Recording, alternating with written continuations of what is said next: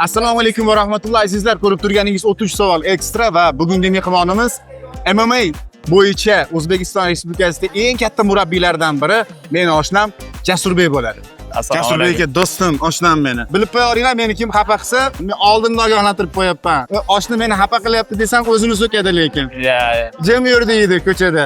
Kim bilan urushma deydi. Orqamdan kelmagan bir marta kelmaydi ham. Chunki men o'zim yaxshi eslik olaman u. Agar MMA'da bo'lmasangiz, hozir nima ish qilayotgan bo'lardingiz? MMA'da bo'lganda fura haydayotgan bo'lardim Amerikada. Insonning haqiqiy jangi kim bilan qachon bo'ladi? O'zi bilan bo'ladi. Qachon? Qachonki qiynalgan holatida yoki g'am-g'usaga tushgan paytida, kimdir yo'qotganda. Nechta jang bilan shaxsiy karyerani tugatgan yaxshi? Iloji boricha g'alaba bilan tugatgan jang har doim yaxshi. Sportchilarga ustoz tomonidan o'rgatilishi shart bo'lgan 3 ta qoida. Birinchi o'chirda tarbiya, ikkinchi o'chirda disiplina, nizom, uchinchi o'chirda o'zini atrofidagilar yaqinligi, hurmat qilishi. Qafas ichida jangga chiqayotgan sportchilarda ruhiy tetiklikni nima beradi? O'ziga bo'lgan ishonch. Agar yaxshi trenirovka qilsa, disiplina qilsa, o'ziga bo'lgan ishonch ortadi. Bo'ldi, bundan boshqa hech narsa. Yo'q. Kaltak yeganda chiqqan eng g'alati ovoz. Ay. Aymi? Sportchiga yetkazilgan eng og'ir jarohat va jismoniy yoki ruhiy bo'ladimi? Ruhiy bo'ladi, jismoniy bo'lmaydi. Qanaqa tarafdan ruhiy bo'ladi? Endi mag'lubiyatga uchrasa, oldidagi akalari, yaqin do'stlaridan voz kechorsin, shuni haqiqatan ruhiy qattiq ta'sir qiladi. Agar mag'lubiyatga uchrasa ham yonida o'sha yaqin do'stlari har doim podдержка qilsa, daxil bo'lsa, u yutqizgan holatida ham daldol oladi. Mahmud Murodov do'stimiz MMA ga qaytadimi trener sifatida? Mahmud Murodov yaqinda 2 oydan keyin kamar uchun jang qiladi Pragada, Oktagon ligasi, eng nufuzli ligalardan bittasi.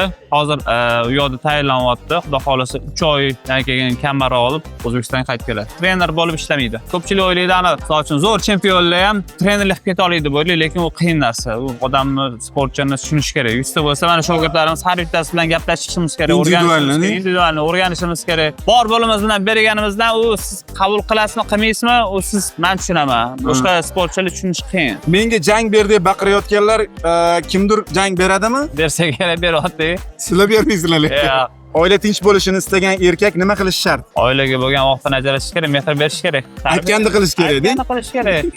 Pul topish kerak. Aytganda qilish kerak, asosiysi bo'lsa kerak menimcha. Sportchilarga eng yaxshi sovg'a bu?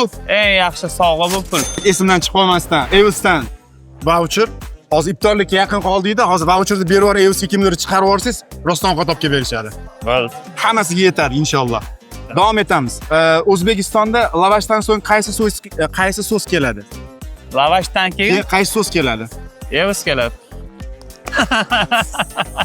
Do'st tanlashda nimaga ahamiyat berasiz? Ishonchga, aldamasligi. Amerikada bo'lgan eng qiziq voqea qisqasi. Eng qizig'i. Eng qizig'imi? Kazinoda hamma pulni yutkazib yubordik men. Kazino o'ynamadik. Eng qiziq voqeami? Ramazon Temirov qo'lini tramak bo'lganim bo'lsa kerak. O'zingiz? O'zim. Jangdan oldin keyin? Jangdan oldin. Jangga bir 15 kun qolganda kurashgan holatda bilmasdan qo'liga nagruska berdim, qo'li chiqib ketgandek bo'lib ishib qoldi. Yig'lab o'tirdi.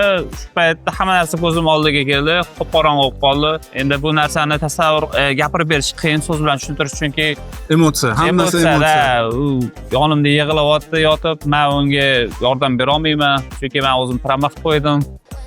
Bo'yga yaqin. Qo'yaver, o'rniga men tushaman degan ovchilar ham bo'ldimi? Yo'q. Bo'lmadi. Endi Allohdan men ham atayin qilganim yo'q. Naborat men yordam bermoqchi bo'ldim, chunki sparring takmil. Keyin jangda yaxshi bo'ldim. Jangga chiqib ketdi. 3-4 kun pakoy berdi, muzli qo'ydi, obezbalichlik qildi, o'tib ketdi. Nobob shogirdning belgilari. Aytganini qilmaslik, yolg'on gapirish, dangasalik. Ozishning eng xavfsiz to'g'ri yo'li sportsmen sifatida maslahatingiz. Birinchi o'chirda dieta, keyin sport. Sport turib dieta qilmasa foydasi yo'q.